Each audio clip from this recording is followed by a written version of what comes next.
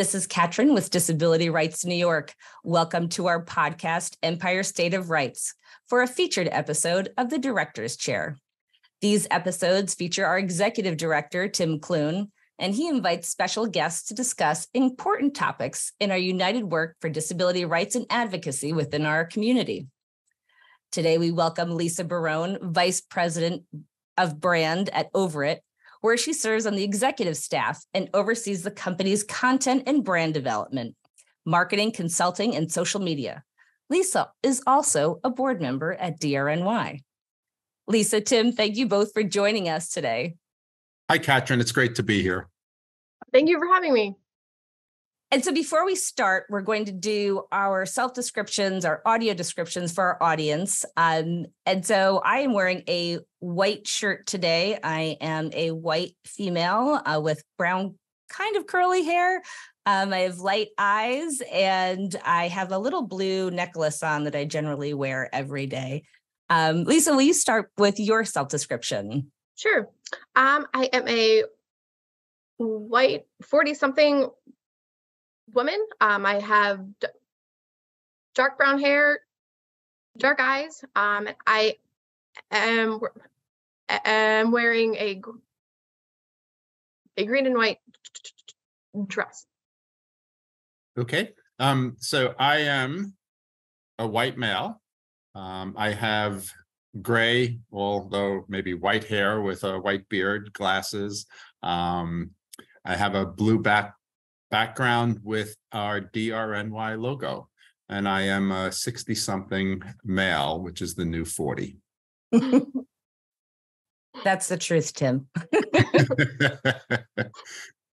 So all kidding aside, I am so excited to do this podcast today. I feel like we have been talking about it for several years since I met Lisa, and I really wanted to get to do this with you. So thank you so much for making the time today. And Lisa, let's start the conversation with you. You're the Vice President of Brand at OverIt, and OverIt is arguably one of the most sought after marketing companies, not only nationally, but probably globally.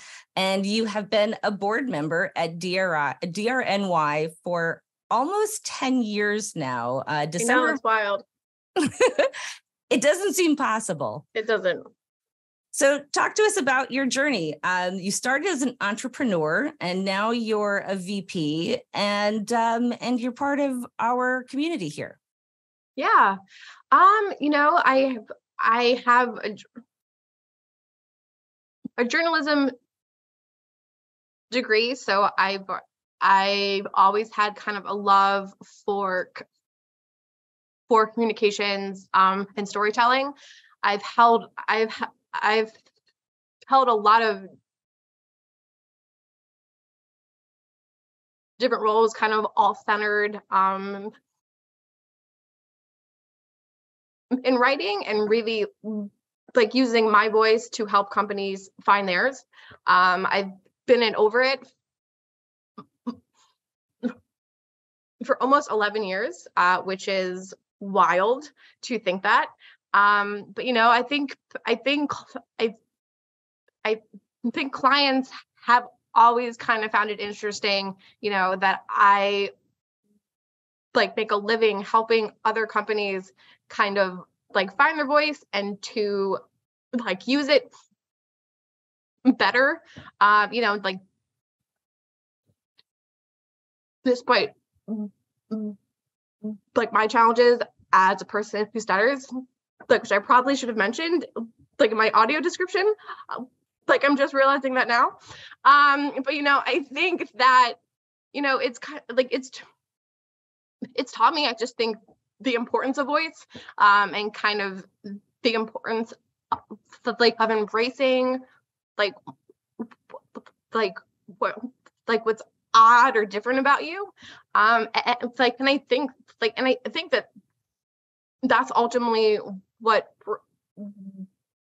brand positioning is all about. So it's kind of become this like happy accident like that I've stumbled into. Well, you say a happy accident, and I think when I think of what you do and how you do it, and I would even say, just in my experience with you and knowing truly how you are an expert in your field. It certainly does not feel like an accident when discussing any of this with you. So, Tim, you were going to tell me about how you first met Lisa, and I'm so glad that I get to hear it for the first time on the podcast. So talk to me a little bit about that and how Lisa got involved with DRNY. So I guess it might have been, it was before 2013, because Lisa and my wife, Kim, had met, there was like a Tech Valley breakfast thing every Tuesdays or something like that, the two of you would go to, and the two of you became friends, and Kim had mentioned you to me, and then we became the P&A, and we were starting to look for board members. I remember coming over to OverIt, and you and I had lunch. I think we walked down to the fountain or something like that and had lunch there. And I reeled Lisa in with, promises of glory and everything else to be on the board of DRNY. And, to our benefit, Lisa accepted, and she's been on since then, and you've really provided a lot of guidance to us, and that I hope that you know that. I remember watching, and maybe you'll talk about it, your TED Talk. I think you did it back in like 2011. Yeah. And it resonated with me on so many levels. And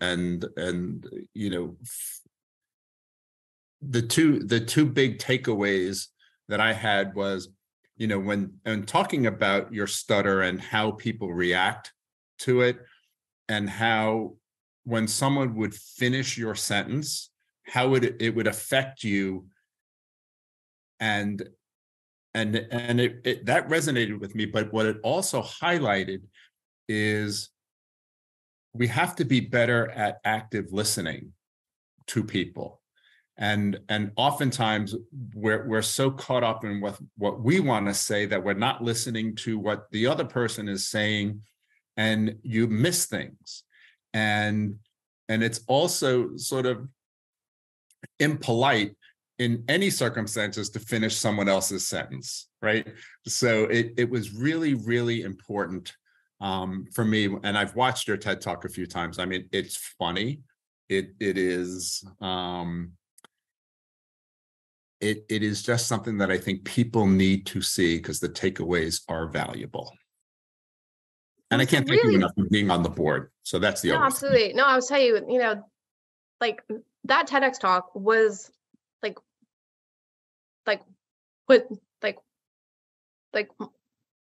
was really kind of a turning point in my career, because before that,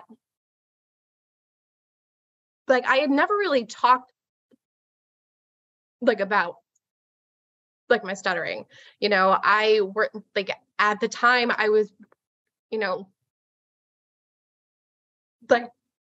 was known online for blogging and for being kind of, I guess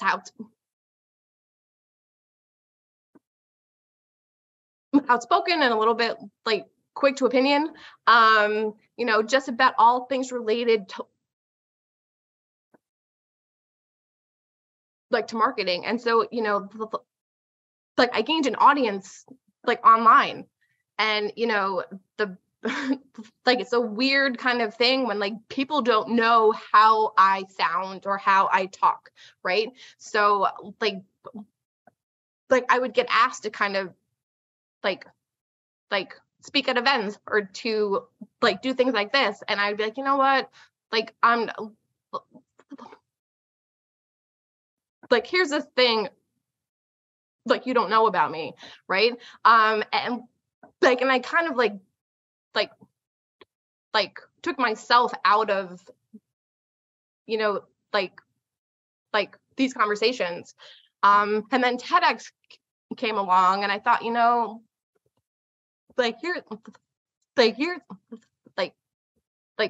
here's an opportunity to kind of have like to kind of have like a coming out, to kind of put it out there, to tie it to like what I'm doing every day, you know, and like I think people's like reaction, like people's like support of that, I think like made me talk about it like a lot more, because like I saw the importance like of that, of being an example, and just of kind of like not hiding like part of myself anymore. I want to stay on this for just a minute. I find it interesting, a couple of things. First of all, I was at a couple of those Tech Valley networking events as well. They were fun back in the day. They were. And just we have a saying here, small Bunny, that we definitely do end up all interacting at different times. And so of course I find that very interesting. And to that end, I remember that you were pointed out to me as, you know, someone who's really doing so much in marketing at the time. And that was a long time ago. And I was in the middle of my own transition at that point. I thought, okay, well, these are the people that I need to start listening to and following and all of that. And then when I started at DRNY, which was 6 years ago, I remember my first conversation with Tim and him really saying, really, you need to meet Lisa. She is going to be able to help you a lot with this position in the way that how we want to market who we are and what we're doing. And so, of course, I am definitely like the research nerd. I had to like find out everything about you. And I was like, I know her, but I really need to find out more. And I saw the TEDx, and I thought, going into our first lunch, I thought, okay, I'm prepared. I know what I want to ask her. And I know that I finished sentences. I know that I did. And I know that I did not listen as well as I could have. Part of it was I was nervous because you were like, I was kind of fangirling out when I first met you, like, oh my gosh, here she is. And I want to get this right. And I know that I made some conversational mistakes. And I think that's one of the things that I feel like we're talking a lot about now, is that I got it wrong. I mean, I got it wrong, maybe not in every sentence or every interaction, but I got it wrong. And two things could have happened from that. We could have never spoken again, and our relationship would not have, grown, and I wouldn't have had the benefit of your knowledge and guidance for so long. Or we could have gone the other way, which I think we did. And we definitely have developed a relationship that is there for me to say, I got that wrong. And here we are now. Thank you for showing me how this is a different way that we interact. And people are not necessarily wanting to be wrong about something. And Tim, you and I sat on a panel recently where we talked about that when it comes to saying to someone, hey, what's the best way to do this? Because I don't know. We don't hear that a lot.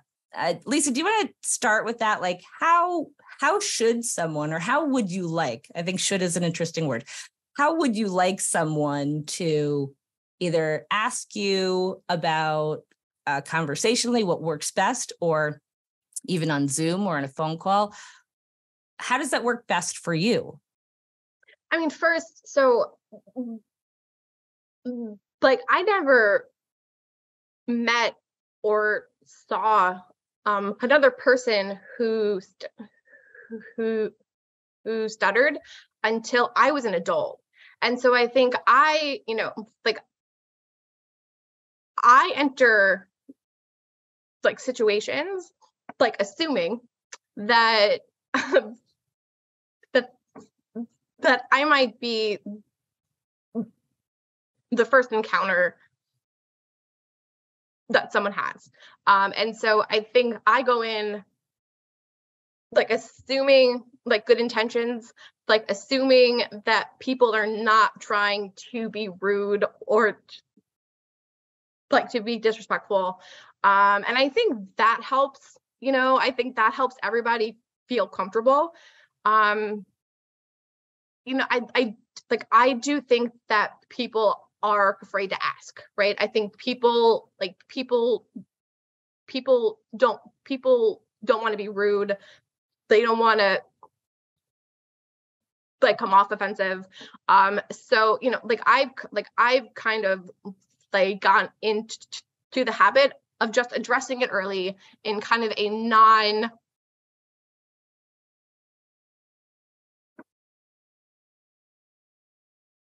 serious way, so that it's out, and then people feel comfortable to ask or to follow up.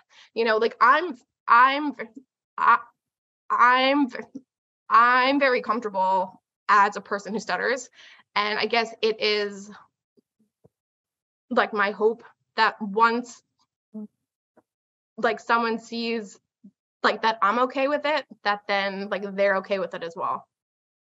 Thank you so much for that. And Tim, as we look at how we as an organization, we use person first language, we are, I feel like, an organization that is so very interested, not just interested, committed, that's the better word, to really, we need to be asking people, right? We need to ask the individual. Can you talk a little bit about DRNY as an organization and how it is that, especially through communication of any kind, we need to be asking the questions, and we need to be really listening to the answers? I mean, I think it's important. Years ago, we took the initiative to incorporate pronouns into our signature lines, because we know better now, right? Whatever norms existed, yesterday, and maybe we know that there is a better way to do it today. I think it is incumbent upon us to do that. And I'm proud of the people I work with, who can make suggestions, guide us to always keep moving forward, to always be more inclusive. We talk about language and how we refer to people. There are such archaic examples of language that it's divisive, it's pejorative, it is just not good, for lack of a better sophisticated term. But last year, the governor had made some changes to statutes that had really archaic and hurtful language, like mentally retarded, mental retardation, mentally ill. I mean, there are better ways to convey the intent of what's supposed to happen. So the governor had signed legislation that would remove that language and replace it in statutes with terms like individuals with intellectual or developmental disabilities, people with, so that it was more people first language. So I think it's important that when we see these things, we take action to help a change. There are other things that still exist. Special education. There's no reason for it to be special education. It's education for people. Also, technology is a huge component of this, but assistive technology. So it seems to single out people who need that particular type of technology, when in fact it's technology for everybody. What we say here often is access is for everybody. It isn't just for a defined group of people. And I think my best example that I've come up with now, or in the past, has been ramps, curb cuts. Ramps are for everybody. It's not just for people who use walking devices or a wheelchair. It is, people who are pushing a shopping cart or a stroller. It makes a huge difference if you don't have to go down a flight of stairs and you can use a ramp. So I think we need to be aware And then once we become aware, we try to do better, right? And Katrin, it's like you were talking earlier about, missteps that you felt that you had taken, but we live and we learn and we do better as we move forward. Oh, absolutely. And I think that's that for, I think, a person who doesn't know the answer, right? And I will generally say there are whole libraries of things that I don't even know that I don't know yet. And that often isn't the approach that a lot of people will take in the way that I am happy to learn something new. Does it feel good at the time? Not great, but we should be learning every day. And to your point about the adjective first, when we're talking about technology education, we're creating an otherness, right? And I do love that part of DRNY's mission is access for all. It's not access here, access there. It's truly inclusive and encompassing. And so, Lisa, let me ask you a little bit about the word profound. I know that there are ways that we hear descriptors that change the way we think about whether to what degree someone does something. And so often when we hear about a stutter, it generally comes with a profound stutter. And if it doesn't, then there are some people that say, well, is that really an issue? And I find that that's one of those things that is jarring to me, where is the adjective, first of all, relevant? Is it something that you find should be used, or again, it's just an interesting way to describe how someone speaks. Can you talk a little bit about that and what your thoughts are on it? Yeah, I mean, I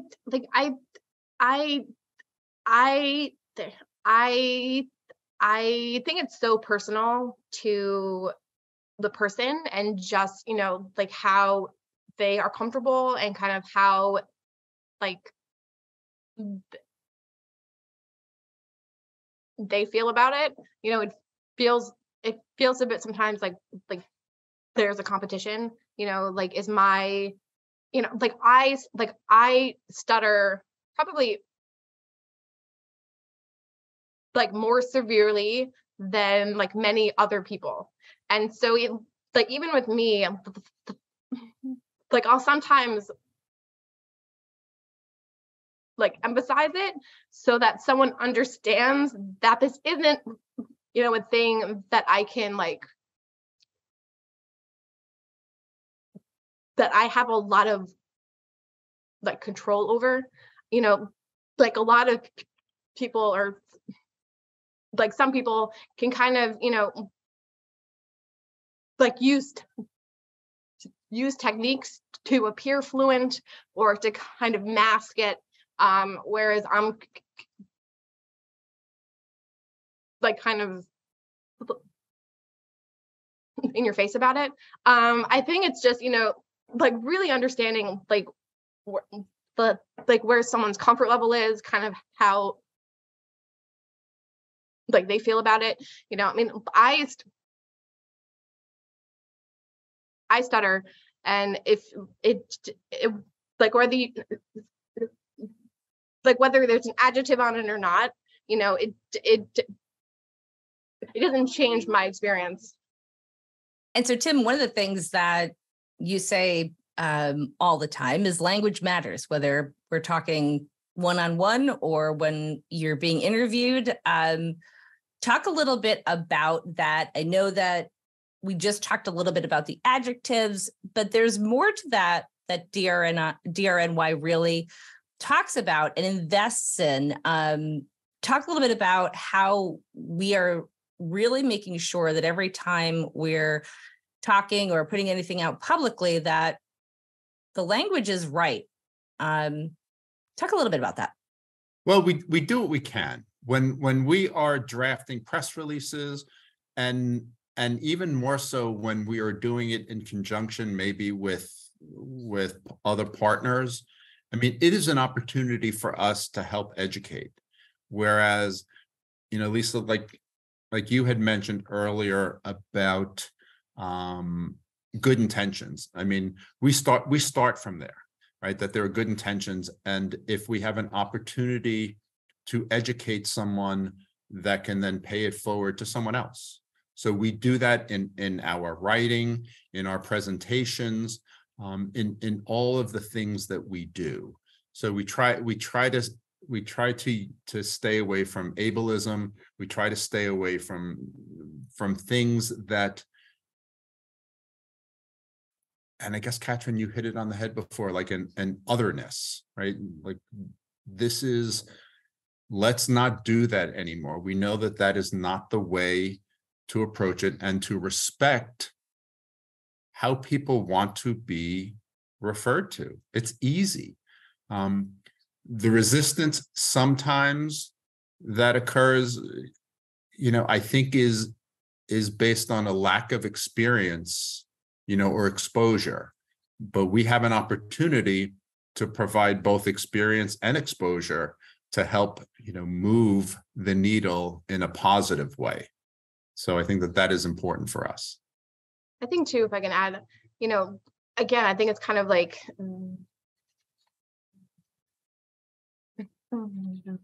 the intersection of like language and my good intentions, is when, like someone with a very full heart will tell me, like how brave I am to get up and speak, or how inspirational they found a talk I gave, right? And like the meaning behind it, like, is so well intentioned, and they have nothing but the best, things that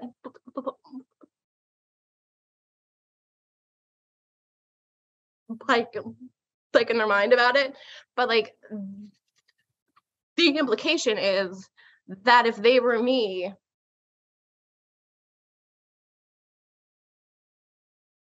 like, they wouldn't, or that I am,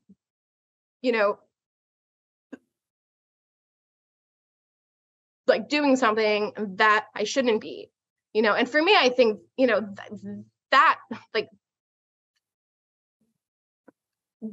that doesn't resonate with me, right? Like, I think like my voice is as equally valid and important as anyone else's.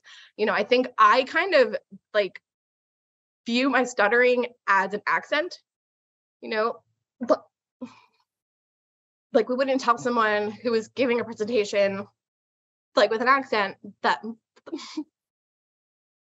like that they are brave, like, and that like they're inspirational. So I think that like that's where I want like to educate people, and I think that's where I kind of come in, just to kind of like let them know that I don't feel that way, right? Like, I feel like it is my like right, like, and kind of obligation to be a person who speaks publicly. Like, I've had teachers who like refused to allow me to be in like their class because they thought I was a distraction. I've had people tell me like I should like learn to sign instead. So I think just, I do think that like I feel a sense of like of obligation to be out there and public and to like talk about it, because I do think it is something that just like people just aren't exposed to, and so then therefore like they don't understand it. And if I can just react to that, I think it's such a valuable asset to everyone to hear that from you. It can often be the thing that is not spoken about, and it's easy to just push it aside. have seen it in so many different circumstances, like trying to sort of separate, a human being from a situation that they shouldn't be separated from, right? Just because maybe they're not the way you are. And this podcast is an opportunity to educate people. It is. And I'm grateful that you're doing it. It's like I'm so honored that you're on our board, right? You and Katrin have really, really worked together more recently over the years, and it has helped us in so many ways, Lisa. So I want to thank you for all of your time and contribution to us. And I want to stay on this for a minute, because I think that, Lisa, bringing up the inspiration porn, as we, hear about it all over social media, is, it's the inspiration just by merely existing, right? Which is something that, Tim, I think ties into why DRNY exists, how it is that, as you said, the idea that if we can just maybe not see that or not hear that, then it doesn't exist. So people have no exposure nor education about it. And so when I think about the term inspiration porn, the way in which culturally, I believe there is a shift in wanting to be more educated and exposed to the nuances of not just the disability community, but as community as a whole. We're not talking about disabilities as curative. We're not talking about disabilities or people who have disabilities as inspiration merely for being here on the earth. So, Tim, I feel like that ties into Willowbrook, that ties into how really, as a community, there needed to be more education. There needed to be an expose to say, this is not how we treat people. This is not where our resources should be going. And if you could just talk a little bit about that, I'm sure that a lot of our audience now does know a little bit more about Willowbrook, but really when we talk about hiding things and trying to not really address or talk about things that might make people uncomfortable, you've been doing this for over 30 years. And your investment in ensuring that education and information is brought to light is something that that is where I would say that that's pretty inspirational because of your time and dedication and true. You have sunk into this in a way that has become your life. So just talk a little bit about that and how those two things intersect as well. What I have found is I always want I want people to learn from our past. But what I also find is a lot of people are not aware of the past, and generationally that changes. So I'm going to do the thing that I would hope that I don't have to do, is like keep repeating and keep educating. But I think it's unrealistic to think that we cannot keep going back and educating people as to why we should not do what we've done in the past. Because if you forget about what's happened in the past, I think we're doomed to repeat it. And I think that there is a lot of push to sometimes, as you have said, hide things because it's uncomfortable, because it's not good. We don't necessarily have to dwell on it, but I think we have to have a recognition that really bad things happened, and that is how the P&A system, how we came into existence. And I spend, and Katrin, you've been with me on the Hill, talking about the work that we do and sharing our reports with all of our elected representatives, but that staff aren't aware of Willowbrook. They aren't aware of what happened back then and why our office exists. And what I see I came to this office in 1990, and things that abuse and neglect that we were dealing with back in the 1990s, it's still rearing its head today. And an icon in my life was John Lewis, and here again, talking about something that I've talked about before on podcasts and in public, but that it was one of the greatest honors I had, was to spend an afternoon or a day with him down in Washington in his office. And we talked and we did a video, and he kept talking about, like, why me? Like, why are you talking to me? Why do you want to talk to me? Because you're the future and everything else. And I said, well, people need to understand that if not for you, there is a whole cohort of people who would never have gotten to vote.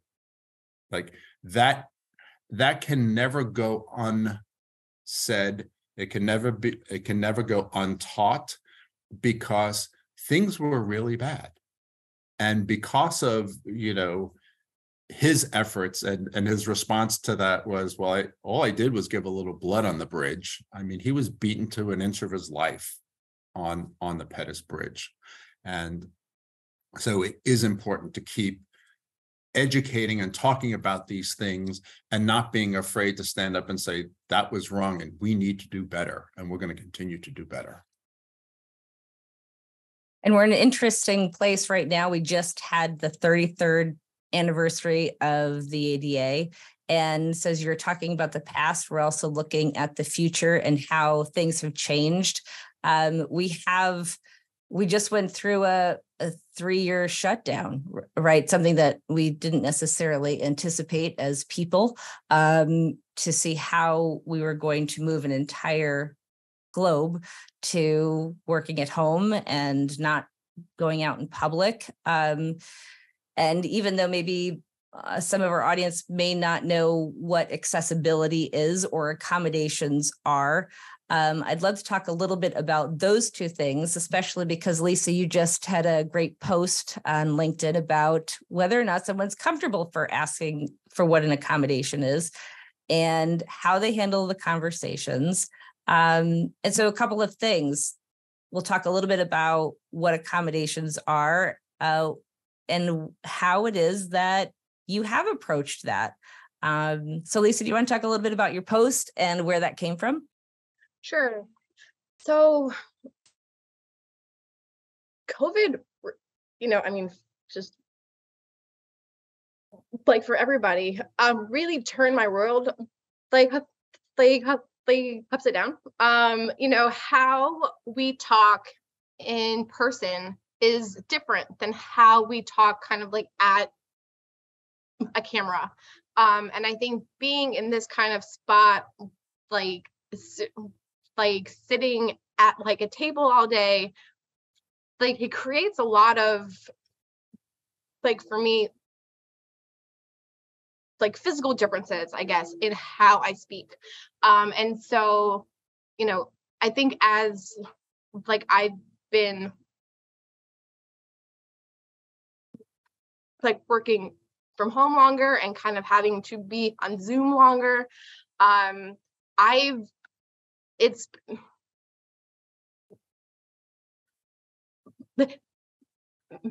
starting to have like a lot of like chronic pain issues that I haven't experienced before. So, when I am giving hour-long presentations, I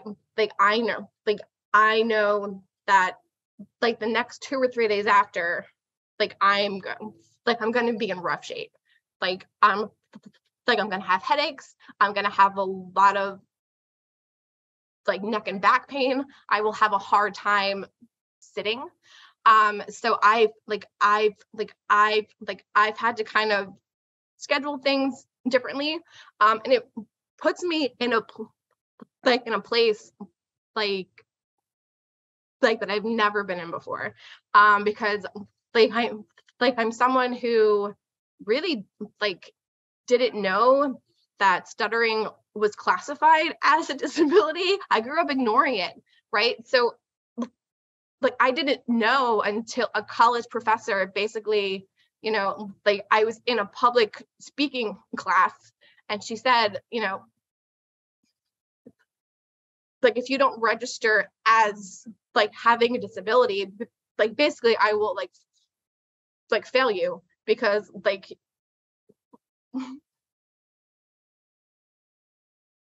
you won't be able to do like what I'm asking you to do in the time I'm asking you to do it, right? So like that was how I learned like that I had a disability. And so for me, like the idea of asking for help, like of asking for like an accommodation is like so out of my comfort zone. You know, and like now I have to kind of like I'm lucky to have a very supportive boss, a very supportive office. But like it's a me issue. Like it's not a them issue, you know, where I have to like get comfortable being like, hey, you know, like I have a 90-minute presentation next week. Can we like split the slides? Can we take turns? Like, can you take this part of it and I'm going to take that part of it? So I think, you know,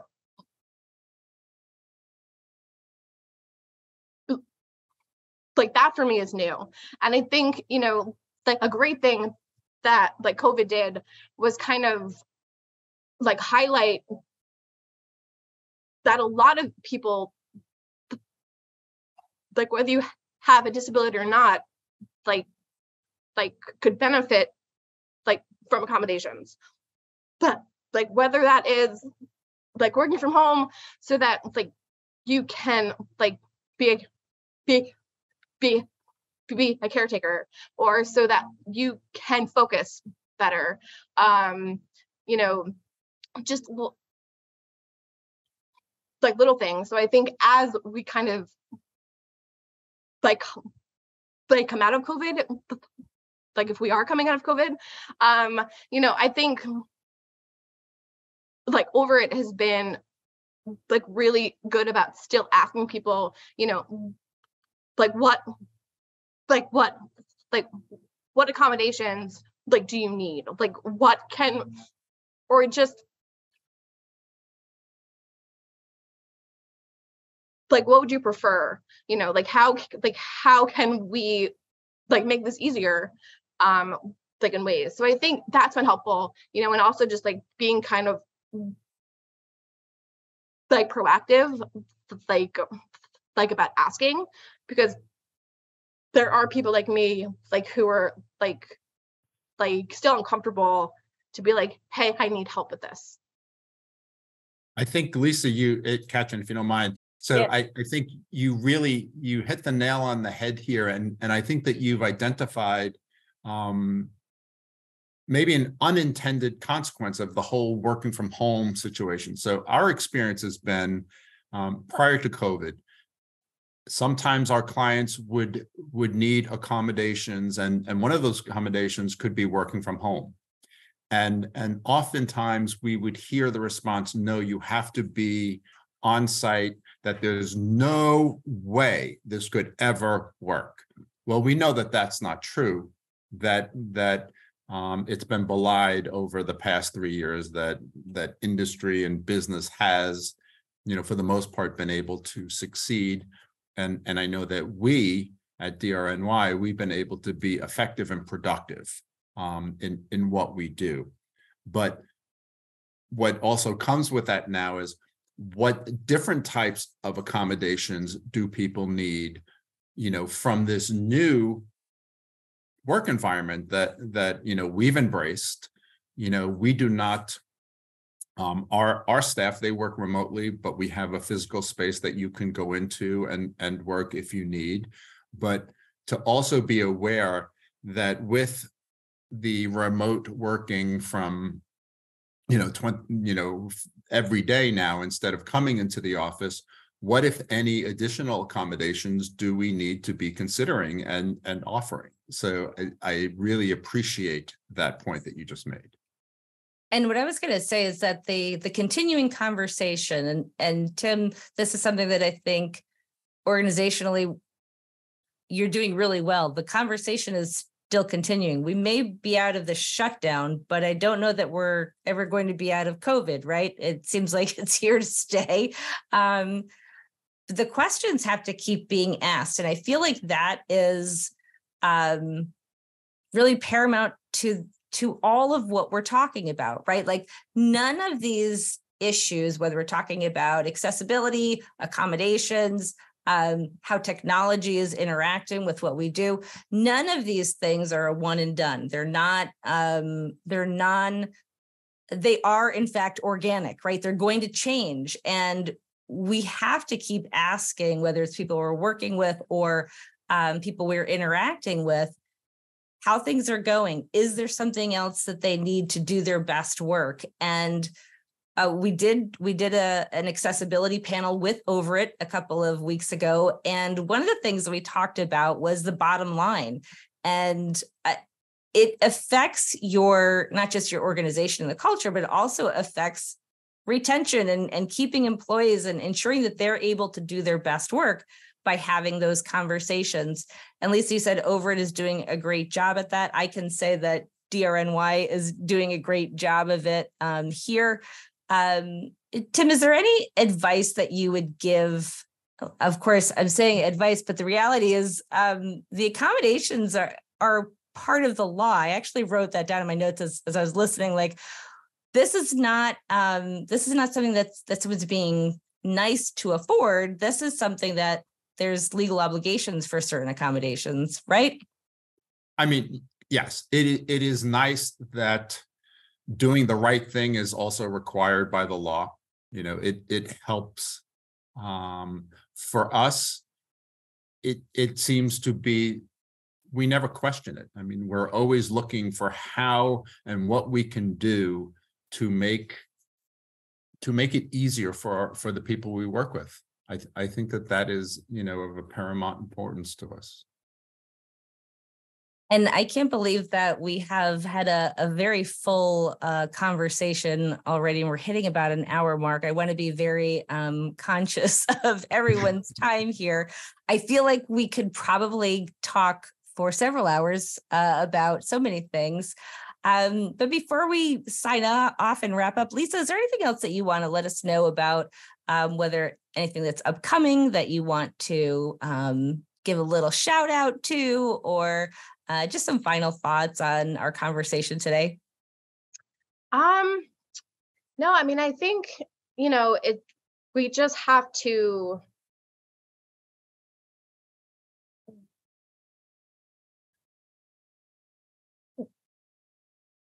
do the best for people, right? I mean,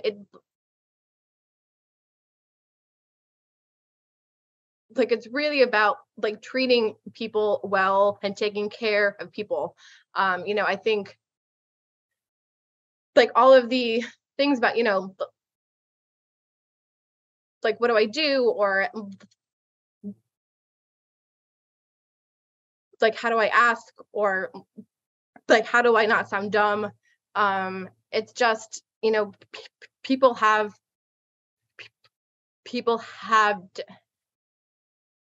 different